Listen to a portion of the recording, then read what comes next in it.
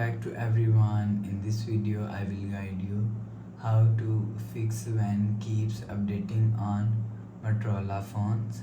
Let's start the video if you want to fix this problem. So first of all, go to app library. Here click on settings app.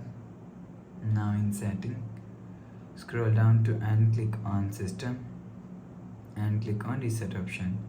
If you want to fix this problem, click on reset all settings, enter phone pin, click on this icon. You will see your problem is solved. But if it not solved, if you want to fix this problem, restart device. Just click and hold side power button and volume up button at that time. Click on this restart icon.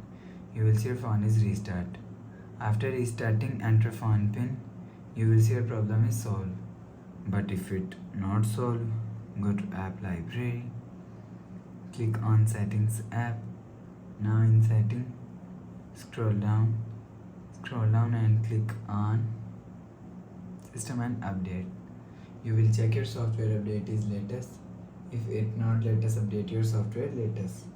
After update software latest, go back to home screen. You will see your problem is solved. So please subscribe for more new latest videos. Thanks for watching.